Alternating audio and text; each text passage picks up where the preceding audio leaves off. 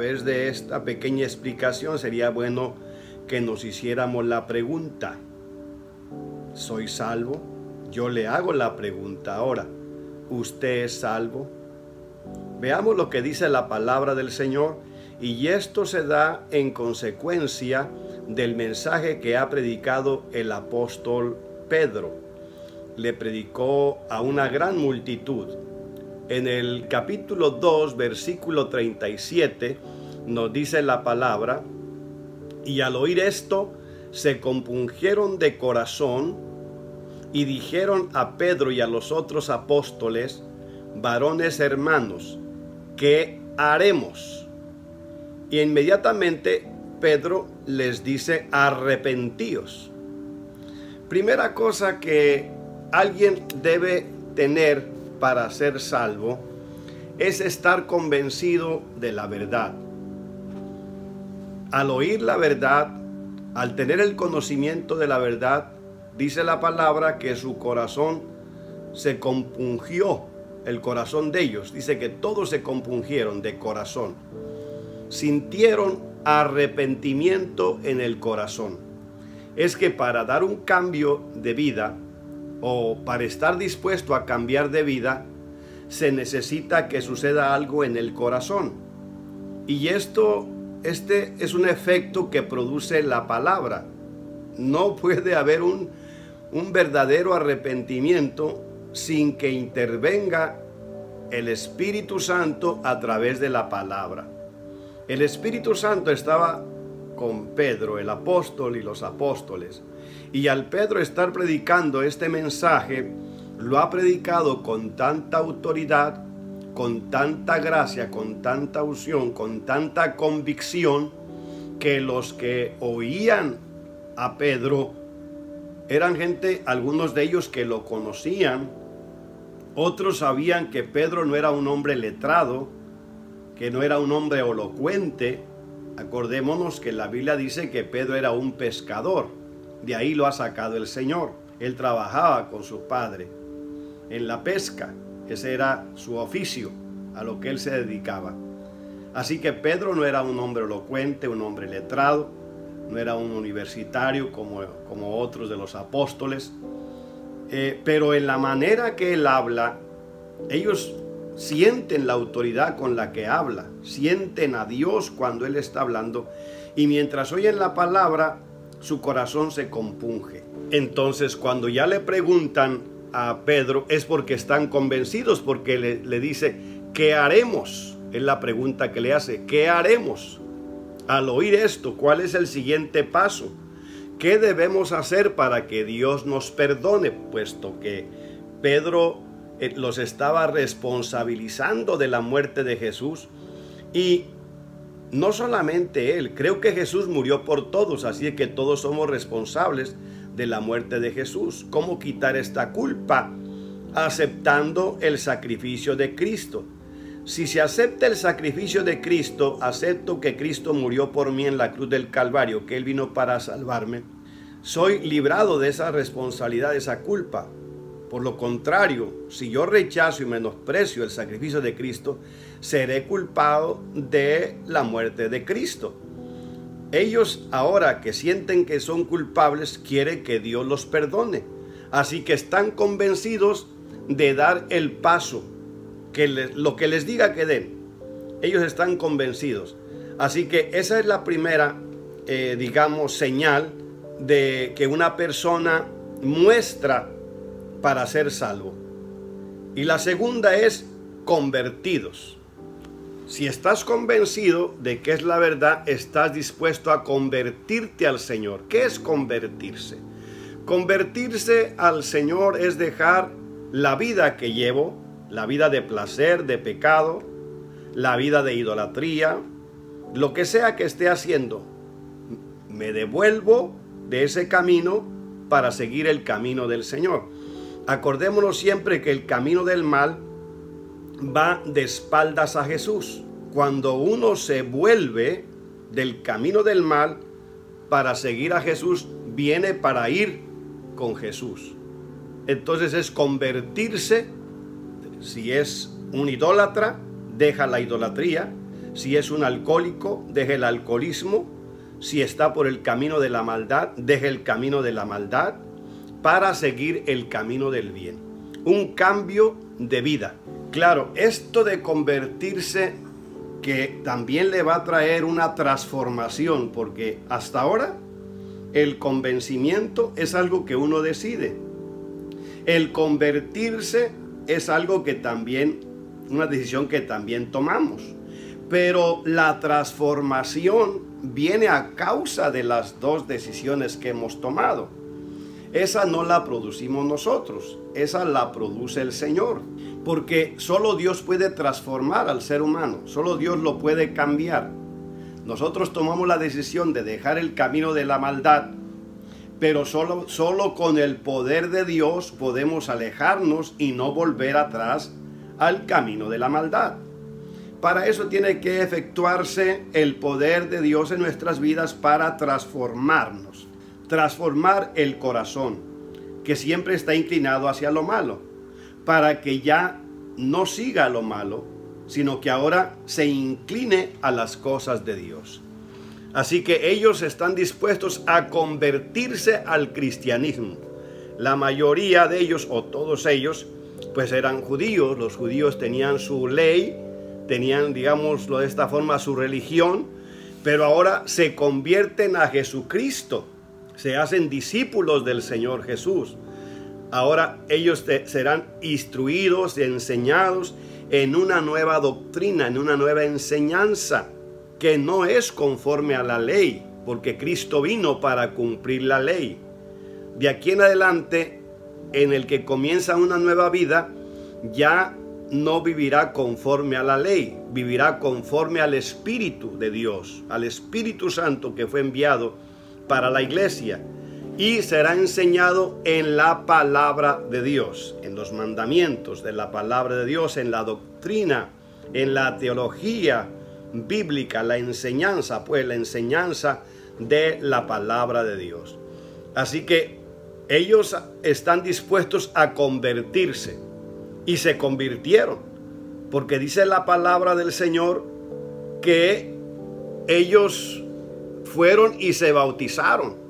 O sea, querían hacerlo y lo hicieron, tomaron acción para hacerlo. Entonces fueron e hicieron como Pedro les dijo. Bueno, arrepiéntanse y bautícense, les dice. Y ellos fueron, creyeron en el Señor y se bautizaron, como se les indicó que se bautizaran. Ahora, vamos a ver lo que sucede después de la conversión. Esto es importante, si no, no hay salvación. Si no, esta es una señal de conversión, de salvación. Obedecieron.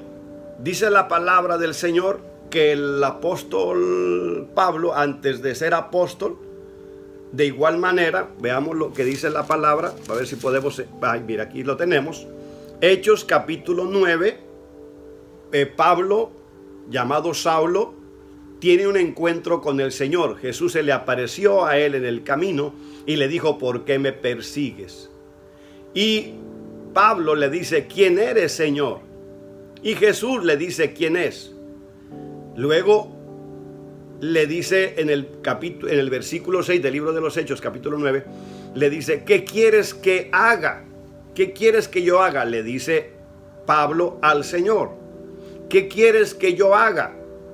Una vez que él sabe que es el Señor, que se le ha aparecido en el camino y que le ha hablado y que no ha apoyado la persecución que tenía el apóstol Pablo contra los cristianos, porque le dice el Señor, a mí es el que me estás persiguiendo. Ahora que le dice, ¿qué quieres que haga? Y Jesús le dice, levántate, entra en la ciudad y se te dirá lo que debes hacer. Se vuelve sumiso. O sea que la otra característica que encontramos aquí, que vendría siendo la tercera, es que es un obediente, se vuelve obediente. La persona convertida, la persona salva, se hace un discípulo del Señor, un seguidor de Cristo obediente, un siervo obediente. Ya dejó de hacer su voluntad, ahora va a hacer la voluntad del Señor, del que lo llamó o del que lo salvó, el Señor Jesús. y ahora se va a volver obediente a la palabra. La persona salva es obediente a la palabra de Dios, a los mandamientos de Dios, a la doctrina de los apóstoles.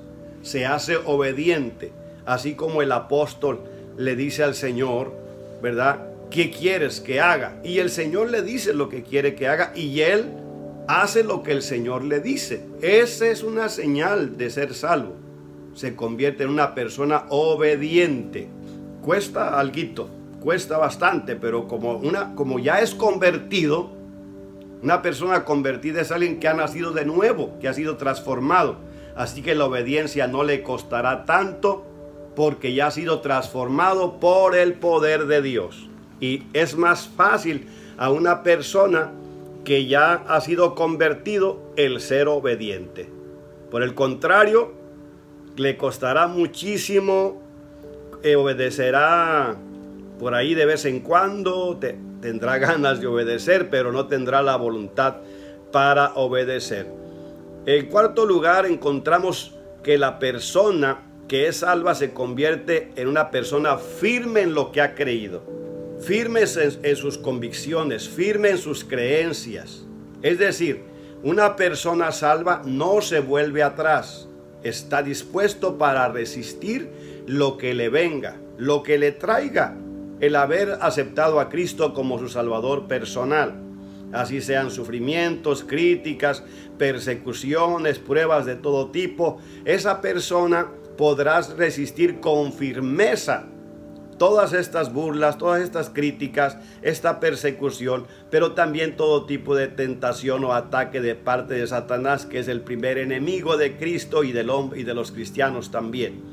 Pero con la firmeza en el Señor, manteniéndonos firmes en el Señor, pues entonces podremos vencer todo lo que venga o lo que nos venga. Para poder nosotros tener victoria en el Señor, es necesario que permanezcamos firmes. Vea lo que nos dice la palabra en el versículo 42 de este capítulo del libro de los Hechos, el que estamos leyendo, el capítulo 2. Veamos lo que dice la palabra de Dios, porque no es solamente convertirse de palabra, eso puede ser una emoción, pero convertirse con todo el corazón. Mire lo que dice ahí: y perseveraban en la doctrina de los apóstoles y en la comunión unos con otros y en el partimiento del pan y en las oraciones. De allí en adelante permanecieron firmes sirviéndole al Señor. Encontramos una más y es la consagración. Se vuelven devotos. Se consagraron por entero al Señor. Dice el 46, y perseveraban unánimes cada día en el templo, y partiendo el pan por las casas, comían juntos con alegría y sencillez de corazón, alabando a Dios y teniendo favor con todo el pueblo. Y el Señor añadía a la iglesia los que habían de ser salvos. La consagración del cristiano, la consagración del que es salvo. Ahora dedica su vida al Señor. Ahora se compromete con Dios, se compromete con su cristianismo. Va a dedicar tiempo, va a dedicar toda su vida ahora a servir al Señor.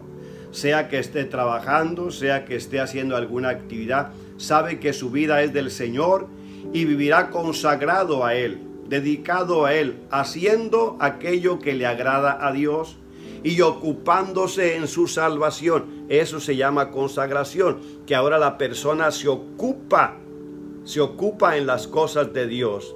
Y también encontramos, ¿verdad?, que se convierte en una persona adoradora, porque dice ahí, alabando a Dios. Ahora alaba al Señor, ahora adora al Señor. Todos necesitamos adorar, pero bienaventurado aquel que ha encontrado al verdadero ser digno de adorar. Esto es el Dios Todopoderoso. La Biblia dice, y conoceréis la verdad, y la verdad os hará libres. Jesús le dijo a la mujer samaritana, ustedes adoran lo que no saben. Nosotros adoramos lo que sabemos, porque la salvación viene de los judíos. Hay que adorar a Dios, pero hay que adorarlo en espíritu y en verdad, dedicarnos a Él completamente. Esta es otra señal de alguien que es salvo, que es un adorador de Dios, que adora al Padre, que adora al Hijo, que se convierte en alguien que canta alabanzas, que tiene un cántico nuevo para el Señor. Dejó todo lo del mundo, pero ahora su corazón no se queda vacío. Es decir, como dicen algunos, no estás en nada, equivocación, estamos en algo, estamos consagrados al Señor, comprometidos con Dios, porque somos cristianos, somos salvos. Entonces tenemos y queremos, porque no solamente tenemos la necesidad de adorar, pero también queremos adorar a Dios, porque es un gozo, es un deseo, es un anhelo de alguien que es salvo, que se dedica a adorar al Señor. Así que estas cualidades, estas señales que hemos mencionado, son señales de una persona que es salva. Se separó del pecado para servir al Señor, pero no está en nada, está ocupado en las cosas de Dios, se congrega, pero no viene a turistear al templo, no viene a pasear al templo, viene a adorar a Dios. Le pregunto en esta hora de nuevo, ¿usted es salvo? Si no es salvo, conviértase a Jesucristo. Conoceréis la verdad y la verdad os hará libres. Si usted es salvo, hermano, siga haciendo aquello que está haciendo y aún mejor. Añada más esfuerzo, añada más dedicación. Que el Señor bendiga su vida, bendiga a todos los que son salvos y bendiga a todos aquellos que me escuchan que todavía no son salvos. Es tiempo de salvación.